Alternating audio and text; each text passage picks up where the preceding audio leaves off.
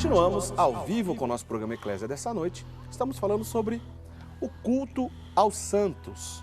Que tipo? Como que a igreja presta esse culto aos santos? Se é lícito, né? A Bíblia proíbe? Não proíbe? No primeiro bloco a gente já fez um bom apanhado. Se você perdeu, agora você vai ter que esperar o programa chegar lá no nosso site para você ouvir o nosso primeiro bloco. A gente já fez aqui um bom apanhado sobre por que a igreja nos conduz seus fiéis a esse tipo de espiritualidade, o que é o culto aos santos, a diferença entre latria, que é adoração ao Deus, a dulia, que é uma veneração às pessoas que foram cheias de Deus, por assim dizer, e a hiperdulia, que é uma veneração especial à Virgem Maria. Padre Wander Maia está aqui comigo e você pode mandar sua pergunta via e-mail, WhatsApp ou telefone, sempre fica disponível aí no nosso rodapé do seu vídeo, você manda pra gente a sua dúvida, como já fez um montão de gente aqui. Padre Wander, eu acho que a gente já deve ir para a questão das imagens, porque a gente tem muita coisa para falar.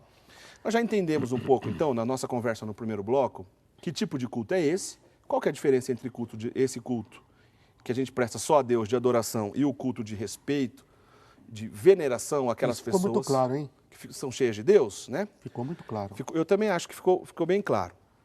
Mas a questão não fica só no culto às pessoas, que Cristo também os justificou na fé, vamos dizer assim. Mas existem as imagens. Vamos começar a explicar para a gente. Por que a igreja permite o culto com a presença das imagens e o que isso tem a ver com a proibição que a Bíblia faz em relação a isso? Ok. Bom, a primeira coisa é que a proibição bíblica, o trecho do livro do Êxodo, onde Deus proíbe que se faça uma clara espécie de escultura, que vai receber o nome aí sim de ídolo, que é aquilo que quer se colocar no lugar de Deus. E nós vamos ver o que aconteceu quando Moisés desce do Sinai e Israel estava lá adorando um ídolo, um bezerro de ouro. O que você pode extrair cá entre nós de um bezerro de ouro?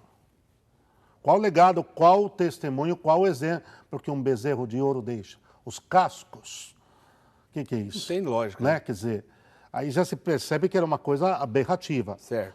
Agora, eu vou ler a passagem bíblica. Tudo bem. Não tem como, Eric. Vamos chegar aqui na passagem bíblica. Está em Êxodo, capítulo 20. Você pode pegar a sua Bíblia em casa, até aí tranquilo, porque a Bíblia completa, ou a Bíblia que foi reduzida pelos protestantes, tem o mesmo livro, certo, e tem o mesmo capítulo, e tem o mesmo versículo. Okay? Nessa parte As tem escrituras mesmo. Completas ou mutiladas vai ter isso aqui, não tem problema. Certo. Tá bem? Então pega aí, Êxodo capítulo 20, versículo 4, diz assim: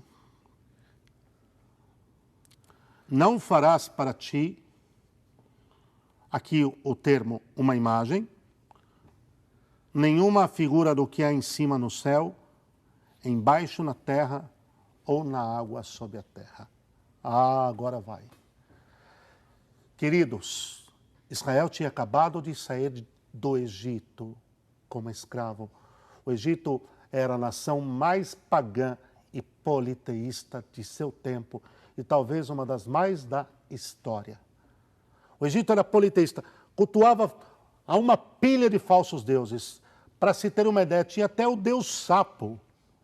Deus sapo, me ajuda, quer dizer, como é que vai se cultuar uma coisa como o sapo? Como criatura, respeitosamente, o bicho já é feio. Quer dizer, já não convida nem a contemplatividade da beleza natural dele, que não existe. Agora, trazê-lo como Deus. E aí é que está em todas as culturas antigas, e o Egito viveu isso.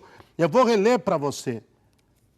Primeiro, o versículo 3, não terás outros deuses rivais meus. Não terás outros deuses. Claro que não, é um só Deus. Um único e verdadeiro Deus. Nós não adoramos os santos porque os santos são criaturas e não são Deus. Eu volto a dizer para você, se você conhece algum católico que diz que adora Santo Antônio, diz para ele, você está equivocado. Você precisa ser reensinado, meu querido. Agora, Israel saiu do Egito cheio, contaminado por uma idolatria enorme e recorriam às mesmas práticas que no Egito se fazia.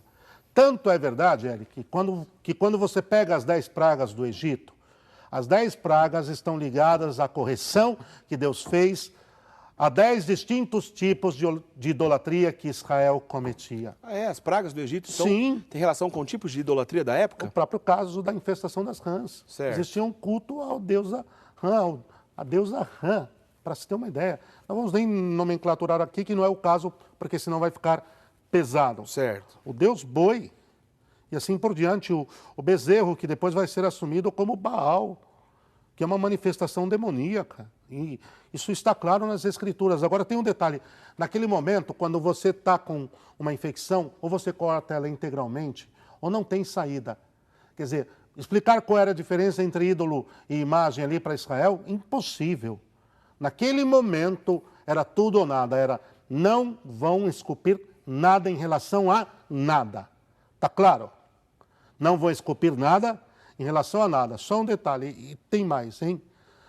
Que se disser que Deus não tinha naquele momento o rosto, então não se sabia como ele era, claro. Ele só vai mostrar o seu rosto em seu filho Jesus, 1250 anos mais tarde.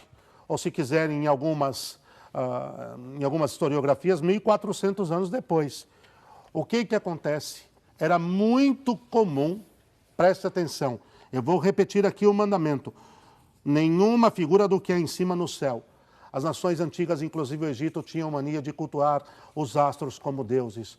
O deus Sol, a deusa Lua, isso acontecia mesmo com os fenícios, com os mesopotâmicos, mais tarde com os babilônicos, Roma, o deus da guerra, Júpiter.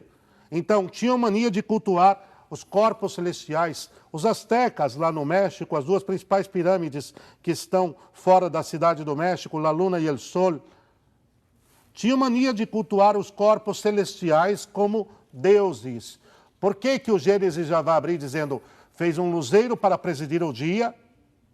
Deus criou um luzeiro para presidir o dia e um luzeiro para presidir a noite. Para dizer, o sol e a lua não são Deus coisa nenhuma, então vamos parar de fazer escultura para eles. É aquela coisa de ficar prestando seu culto a uma criatura, não ao Criador que é Deus. Não ao Criador que é Deus. Não, e num sentido grave, culto de adoração. Entendi. Para nós não nos contradizermos. Naquela diferença que a gente já explicou. Nesse caso, era um culto de idolatria, que não deve, em hipótese alguma, ser outra pessoa, não ser nem de idolatria, nem de idolia, nem de nada, porque são, são criaturas meramente naturais, que não tinham nada a dizer, nenhum testemunho, nenhum exemplo, que não eram, não podiam amar e nem testemunhar a fé que abraçavam. O sol não testemunha nada, ele foi criado com um fim, com as suas leis naturais e ponto.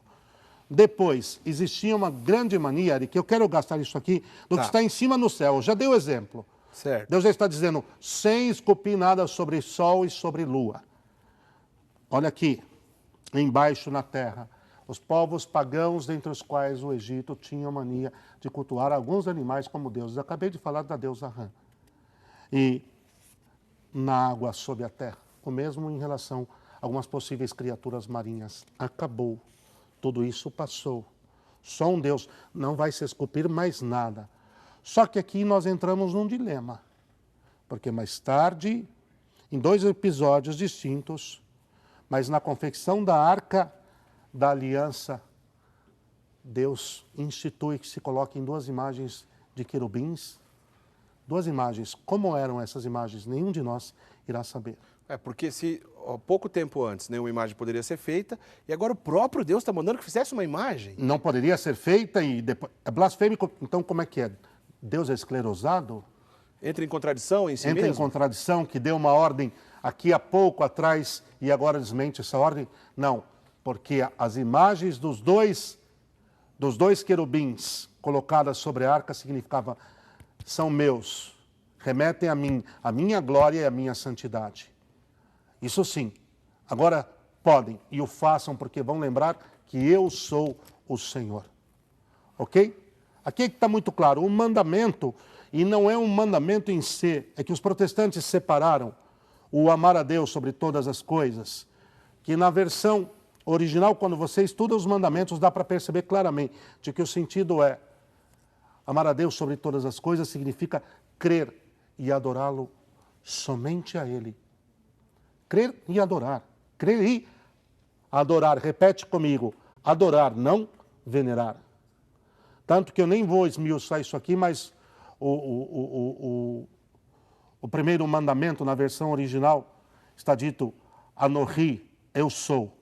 Deus revelando que só Ele é Deus. Certo. Ok, Eric? Então a proibição está claríssima. Era hora de purificar de toda aquela enxurrada de falsos deuses, de toda aquela idolatria em relação a tudo que tinha de astros, de bicho, de planta. E as forças da natureza. Fogo adorado como Deus. Vento adorado como Deus. Trovão. E Ísis para cá e Osíris para lá e companhia. Deus diz, acabou. Entre isso e a futura imagem de seus servos, que remetem à sua obra, ao seu amor, tal e qual ele mandou que se fizesse os querubins para se colocar sobre a arca, há uma distância infinita.